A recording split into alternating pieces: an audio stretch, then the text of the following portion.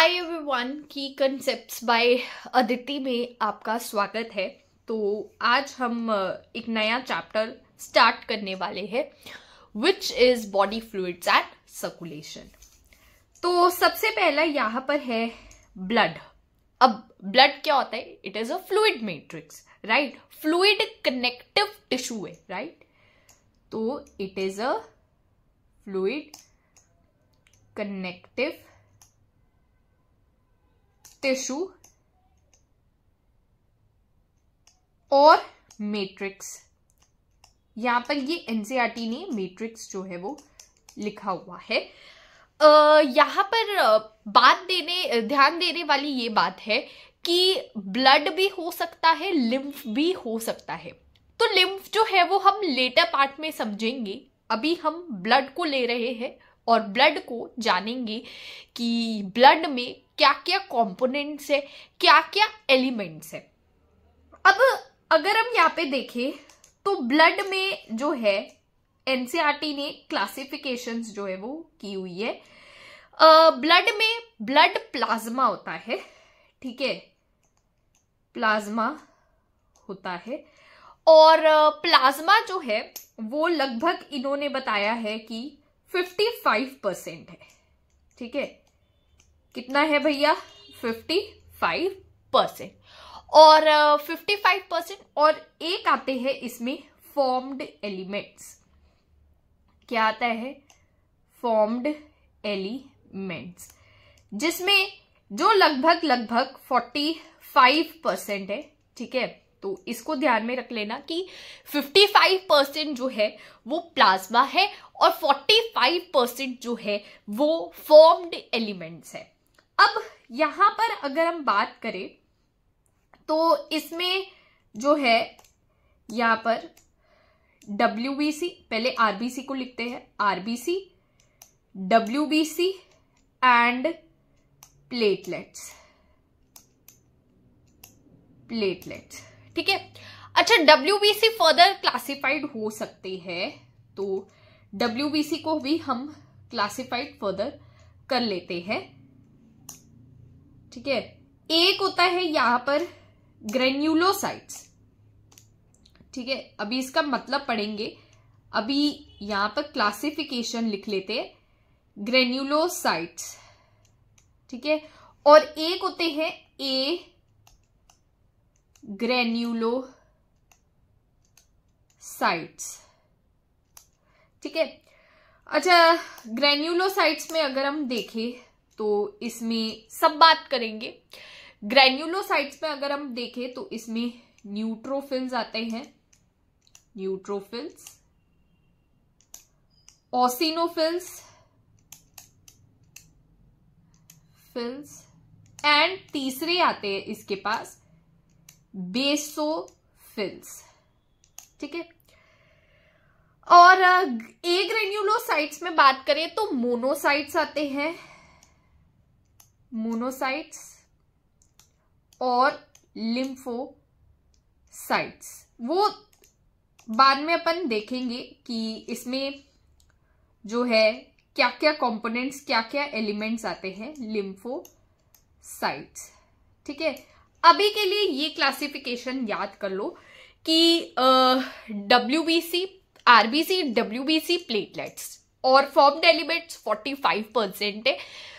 WBC further classified हो सकते हैं ग्रैन्युलोसाइट्स और ए ग्रैन्युलोसाइट्स में। ग्रैन्युलोसाइट्स में न्यूट्रोफिल, ओसिनोफिल, बेसोफिल और ए ग्रैन्युलोसाइट्स में क्या आएगा? मोनोसाइट्स एंड लिम्फोसाइट्स, ठीक है? वो बाद में देखेंगे कि लिम्फोसाइट B, T और N के सेल्स होते हैं, वो बाद में देखेंगे। अब हम यहाँ पे प्लाज्मा की बात कर रहे हैं। मैंने कितना बताया था? प्लाज्मा जो है वो लगभग 55% है। और इसमें यहां पर ध्यान देने वाली ये बात है कि सबसे पहले तो प्लाज्मा बनता कैसे ये देखते हैं, ठीक है?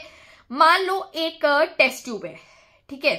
देख लेते हैं कि कैसे जो है वो यहां पर ये है, ठीक है? ये एक टेस्ट ट्यूब है और इसमें मैंने जो है ब्लड को भर दिया है, ठीक है? मैंने किसी का ब्लड जो है वो एक्सट्रैक्ट किया और क्या हुआ, उस एक्सट्रैक्ट किए हुए ब्लड को मैंने टेस्ट ट्यूब में जो है वो भर दिया।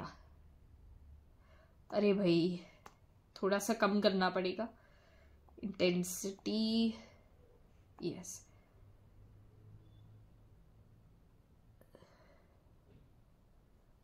ये देखो, ये मैंने ब्लड को इसके अंदर जो है वो भर दिया। तो ये मेरा क्या है यहां पर, ब्लड। ठीक है, दिस इज ब्लड।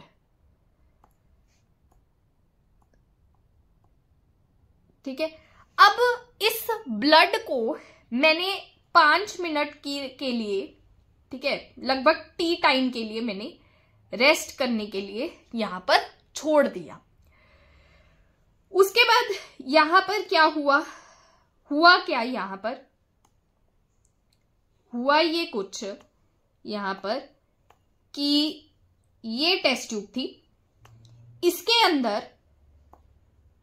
अंदर हुआ क्या कि थोड़े समय बाद मुझे एक येलो कंपोनेंट देखने को मिला और अगेन यहां पर कुछ रेड कंपोनेंट जो है वो देखने को मिला।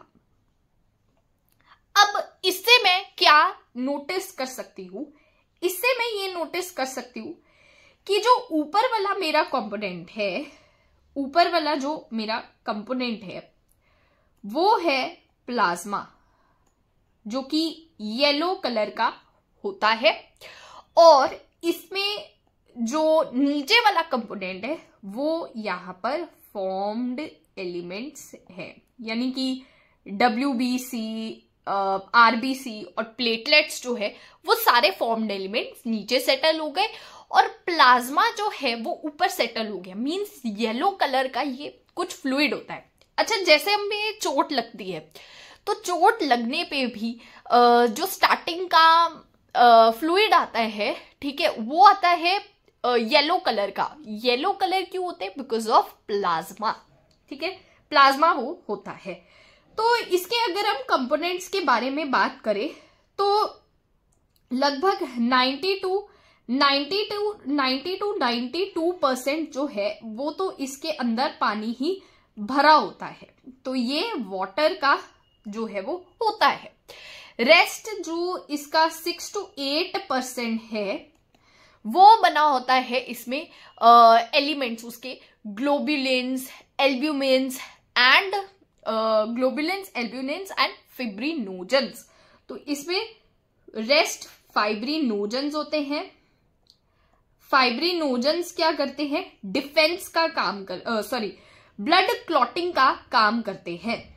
ठीक है, इसमें क्लॉटिंग फैक्टर्स होते हैं, तो क्लॉटिंग का ये काम करते हैं।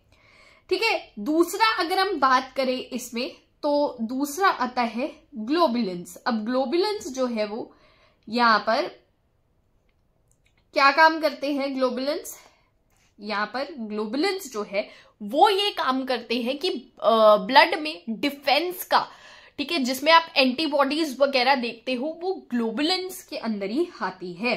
तो ये डिफेंस का काम करते हैं और इसके अंदर ही तुम एंटीबॉडीज को देखते हो। जो भी एंटीबॉडीज है वो ग्लोबुलिन्स के अंदर ही यहां पर आती है। और तीसरा अगर हम तुम यहाँ पे देखोगे तो तीसरा यहां पर मिलेगा तुम्हें एल्ब्यूमिन्स। ठीक है, एल्ब्यूमिन्स। और एल्ब्यूमिन्स जो है ये यहां पर ब्लड के ऑस्मोटिक प्रेशर को मेंटेन करके रखती है। ठीक है, तो it maintains the blood osmotic pressure. ठीक है, ऑस्मोटिक प्रेशर जो है ब्लड के ऑस्मोटिक प्रेशर को जो है वो मेंटेन करके रखती है। ठीक है, अच्छा यहां पर ऑस्मोटिक प्रेशर क्या होता है ये भी लिख लेते हैं, यानी कि फ्लूइड आयन बैलेंस को मेंटेन करती है। फ्लूइड आयन बैलेंस यानी कि आयंस कितने हैं पर लीटर ऑफ फ्लूइड, पर लीटर ऑफ वाटर, पर लीटर ऑफ ब्लड, वो जो है ये चेक करने में हेल्प करती है। तो इसका मतलब ब्लड में आयंस भी होंगे, डेफिनेटली होंगे। इसमें Na+ होता है, Mg+2 होता है, Cl- होता है, HCO3- बाइकार्बोनेट आयंस होते हैं और कैल्शियम आयंस होते हैं। ठीक है, ये सारे आयंस जो है ये ब्लड के ऑस्मोटिक प्रेशर के लिए बहुत रिस्पॉन्सिबल होते हैं। अगर मान लो आयंस बहुत ज्यादा हो गए ब्लड के अंदर तो ऑस्मोटिक प्रेशर हाई हो जाएगा आयंस के कारण, और अगर हाइपर ऑस्मोटिक कंडीशन हो जाएगी, आयंस बढ़ जाएंगे उतने पर लीटर ऑफ वाटर में। और अगर जो है आयंस कम हो गए, हद से ज्यादा कम हो गए, तो हाइपो ऑस्मोटिक कंडीशन आ जाएगी। इसीलिए इसको चेक करने के लिए एल्ब्यूमिन्स जो है वो बहुत अच्छा रोल जो है वो प्ले करते हैं। बिसाइड दिस गैसेस वगैरह भी आ सकती है, गैसेस आती है यहाँ पर जिसमें CO2 और O2 होता है, और यहाँ पर हॉर्मोन्स भी नजर में आते हैं, हॉर्मोन्स भी नजर आते हैं। ठीक है, अब यहां पर ये तो हो गया प्लाज्मा। अब तुम्हारे एक एनसीईआरटी में एक टर्म दी हुई है जिसको हम कहते हैं सीरम। सीरम, सीरम, सीरम क्या होता है? प्लाज्मा लिया, ठीक है, ये येलो कलर का फ्लूइड है, दिस इज प्लाज्मा। तुमने प्लाज्मा में से जो भी उसके क्लॉटिंग फैक्टर्स है, जैसे आगे तुम पढ़ोगे फिब्रिनोजेंस क्लॉटिंग फैक्टर्स का काम करते हैं, तो plasma minus clotting factors is equal to serum. तो ये लिख लेते हैं, यानी कि plasma equal to plasma minus clotting factors, clotting factors. ठीक है, तो ये चीज तुम्हें याद में रखनी है जो अभी में हमने करा है। क्या चीज हमने की है? ब्लड किया है, ब्लड के अंदर हमने प्लाज्मा को कंप्लीट कर लिया है। अब हम यहां पर डायरेक्टली जा रहे हैं आरबीसी। तो एक टेबल के फॉर्म में मैंने जो आरबीसी है उसको हम टेबल के फॉर्म में जो है कंप्लीट करेंगे। सबसे पहले आरबीसी का नंबर जो है याद रखना बहुत जरूरी है, क्योंकि आरबीसी का नंबर 5 to 5.5 पर मिलीमीटर क्यूब ऑफ ब्लड होता है। ठीक है, मतलब हर एक पर मिलीमीटर क्यूब ऑफ ब्लड में 5 to 5.5 मिलियन, यहाँ पे मिलियन लिखना भूल गई, तो सबसे पहले यही काम करते हैं। पहले तो इसको रब करके अच्छे से लिखते हैं, 5 से 5.5 मिलियन पर मिलीमीटर क्यूब ऑफ ब्लड।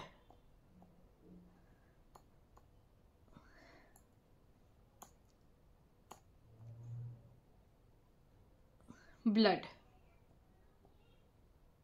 ठीक है, 5 से 5.5 ये भी ध्यान से लिख देती हूं ताकि जो है तुम्हें डिफिकल्टी ना हो। किसी और पेन से ये हाईलाइट कर देती हूं, 5 से 5.5 मिलियन पर मिलीमीटर, यानी कि एक छोटा सा तुम मिलीमीटर क्यूब ऑफ ब्लड लोगे तो उसमें 5 to 5.5 मिलियन आरबीसी जो है वो तुम्हें ब्लड के अंदर दिख जाएगी। ठीक है, अब शेप क्या है? बाइकॉनकेव है। बाइकॉनकेव कैसी होती है वो भी अभी बताती हूं। बाइकॉनकेव यानी कि कुछ इस तरह से बेंड होगी। अगर हम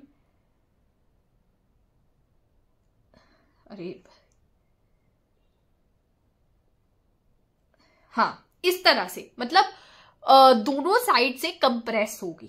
अगर तुम यहां पे देखोगे तो दोनों साइड से जो है वो कंप्रेस हो जाएगी। लाइफ स्पैन इनका कितना है? 120 डेज का सिर्फ और सिर्फ इनके पास लाइफ स्पैन है। फॉर्मेशन यहां पर कैसे होती है ये भी हम देखेंगे। स्टेम सेल्स से होती है, स्टेम सेल्स से होती है। और डिग्रेडेशन क्या कहाँ पे होती है? डिग्रेडेशन इनकी होती है स्प्लीन के अंदर, स्प्लीन के अंदर। इसीलिए स्प्लीन के लिए एक टर्म भी एनसीईआरटी ने यूज की है, which is known as graveyard of RBC, graveyard of RBC. तो आई होप ये टेबल से मोस्टली जो है कॉन्सेप्ट जो है वो क्लियर हो गया है। अब हम इसकी फॉर्मेशन को भी देखेंगे कि फॉर्मेशन जो है वो कैसे होती है, और जो है फॉर्मेशन के बाद जो इनको बनाता है, इनिशियल स्टेज में कौन बनाता है और फाइनल स्टेज में इनमें कौन बनाता है, वो हम यहाँ पे देखेंगे। अच्छा, स्टेम सेल्स कहाँ होती है ये भी ध्यान में रखना।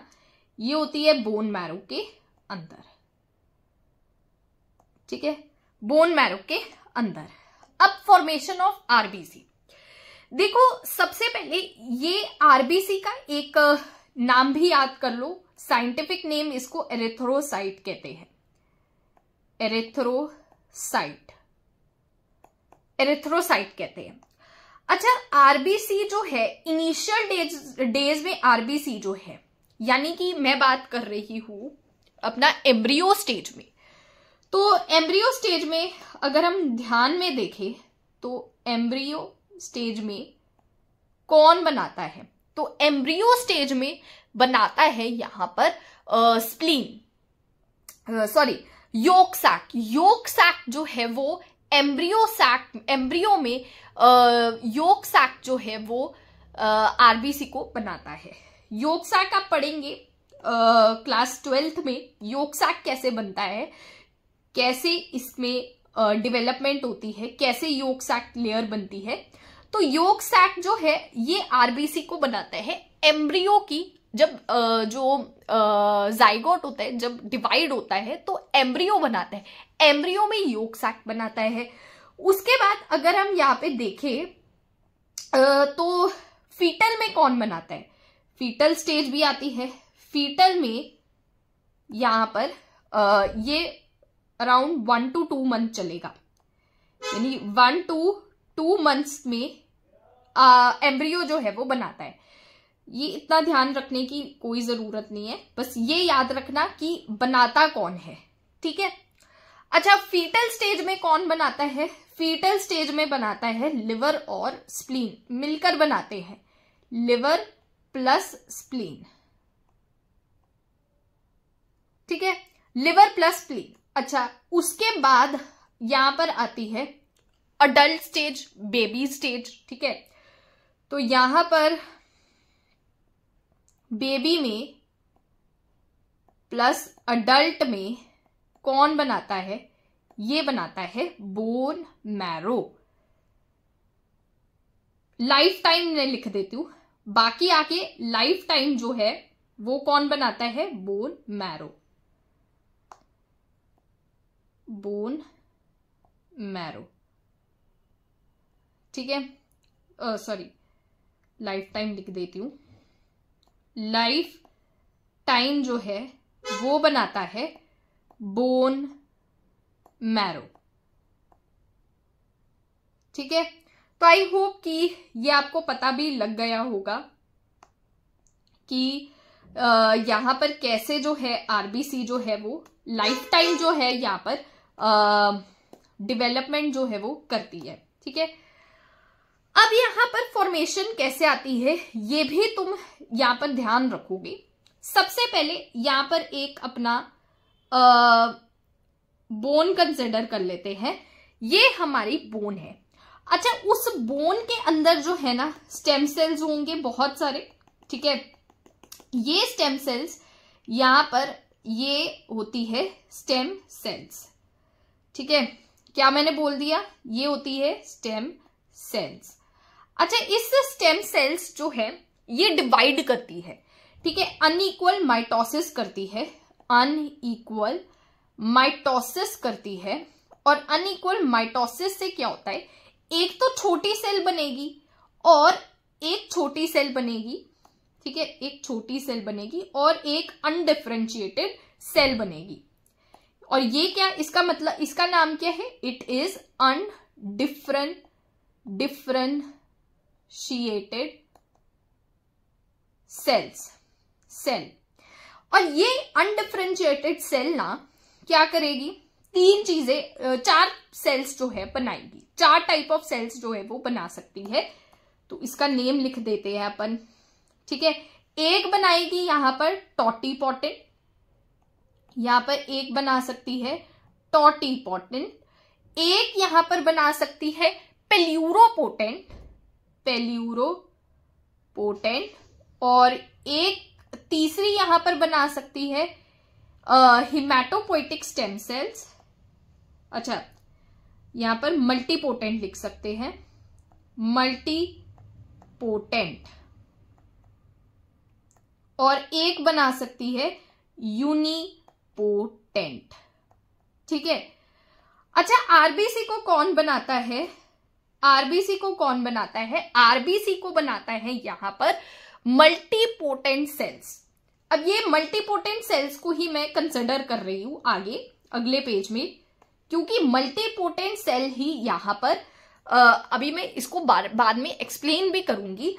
मल्टीपोटेंट सेल्स जो है यहां पर, ये बन गया मल्टीपोटेंट सेल्स, और मल्टीपोटेंट सेल्स ही एक तरह की यहां पर एग्जाम्पल है इसके अंदर, जिसको हम कहते हैं हिमैटोपोइटिक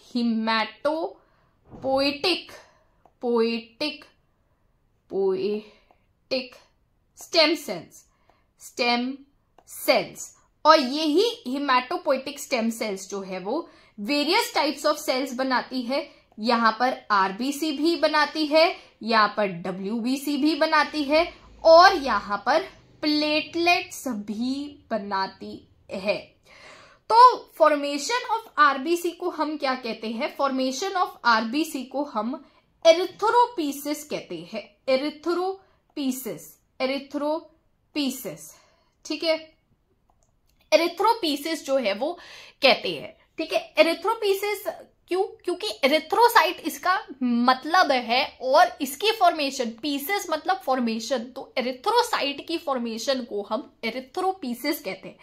लेकिन हिमैटोपोइटिक स्टेम सेल्स क्या कर रही है यहां पर, हिमैटोपोइटिक स्टेम सेल्स जो है यहां पर ये कर रही है हिमैटोपोइसिस, क्योंकि ये मल्टीपल सेल्स जो है यहां पर बना रही है, तो इसीलिए हम इसको हिमैटोपोइसिस कहेंगे।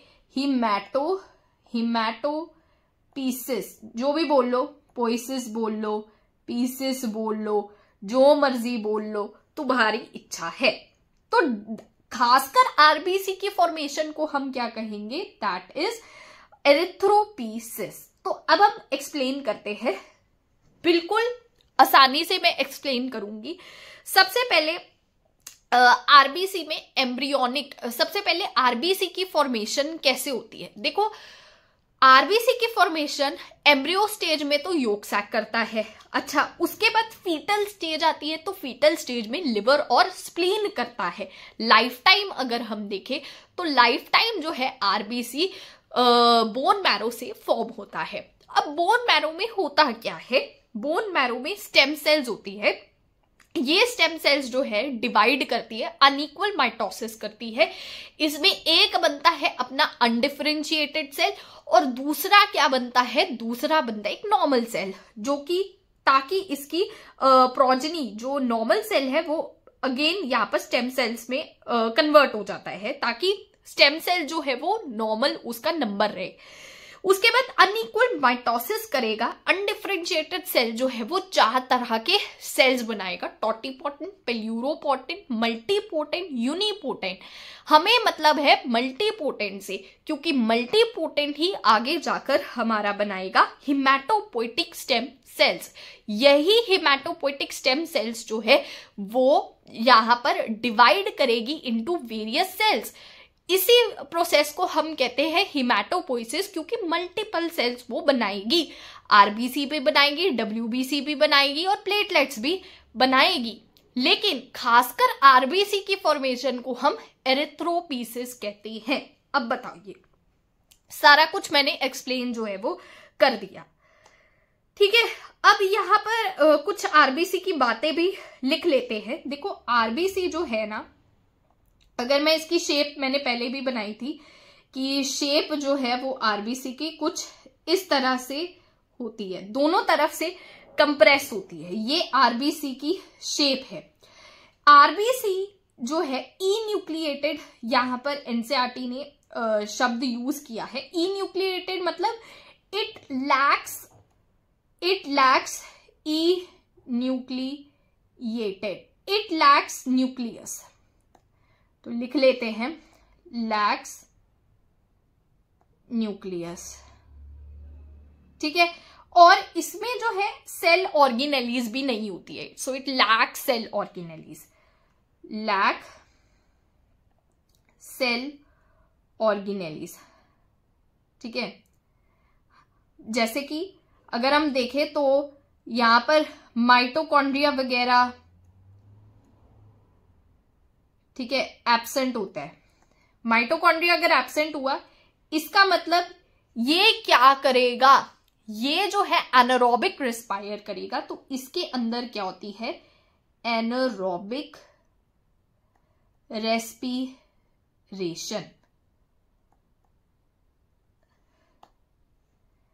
रेस्पिरेशन, ठीक है।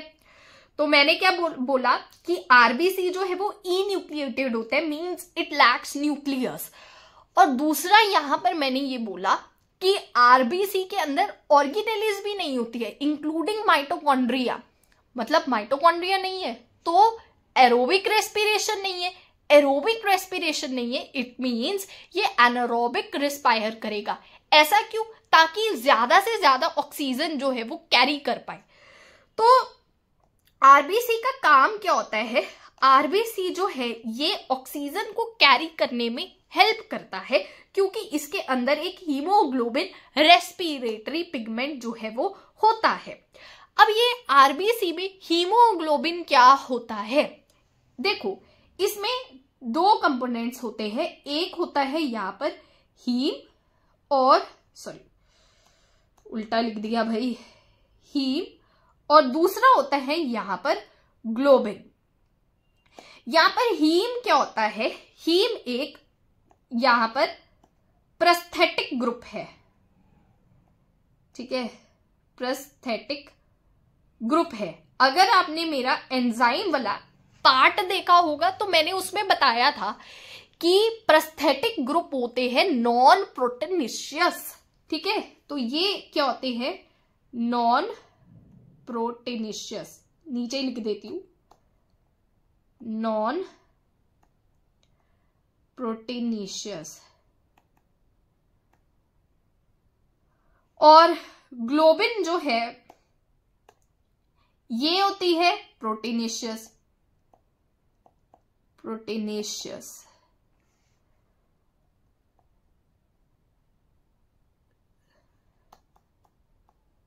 अरे भाई स्पेलिंग गलत हो जाते हैं, ठीक है, प्रोटीनेशियस। अब प्रोटीनेशियस में ग्लोबिन जो है उसकी दो चेन होती है, अल्फा चेन और बीटा चेन, अल्फा चेन और बीटा चेन। अल्फा चेन भी दो टाइप्स की होती है, अगर यहां पे बताऊं, अल्फा 1 और अल्फा 2। बीटा भी दो टाइप्स की होती है यहां पर, बीटा 1 और बीटा 2, बीटा 1 और बीटा 2। अच्छा, हीम क्या होता है, व्हाट इज हीम? हीम होती है आयरन कंटेनिंग पोरफायरिन रिंग, ठीक है। इसमें 4 आयरन होते हैं, 4 आयरन, और वो भी याद में रखना कि ये +2 ऑक्सीडेशन स्टेट में होते हैं, आयरन Fe+2 में होते हैं। 4 आयरन कंटेनिंग पोरफायरिन रिंग, ठीक है। अच्छा, इसका रफली अगर मैं स्ट्रक्चर दिखाऊं ना हीमोग्लोबिन का, तो कुछ इस तरह से वो दिखता है। ठीक है, यहां पर मैं क्या बना रही हूं, अच्छा ये अगर प्रोटीन्स का है, तुम्हें पढ़ा होगा चैप्टर बायोमोलिक्यूल्स, पिछले में हमने बायोमोलिक्यूल ही पढ़ा था। तो बायोमोलिक्यूल में जो हीमोग्लोबिन है उसमें मैंने ये बोला था कि हीमोग्लोबिन एक क्वाटरनरी प्रोटीन है, तो ये भी लिख सकते हो कि it is a quaternary protein. ठीक है, अब अगर हम देखें तो क्वाटरनरी में 4 डिफरेंट प्रोटीन्स की अमाइनो एसिड्स की चेन हो सकती है, मोर देन 1 पॉलीपेप्टाइड चेन्स जो है वो हो सकती है। ठीक है, तो यहां पर मैं इस तरह से बना रही हूं। ठीक है,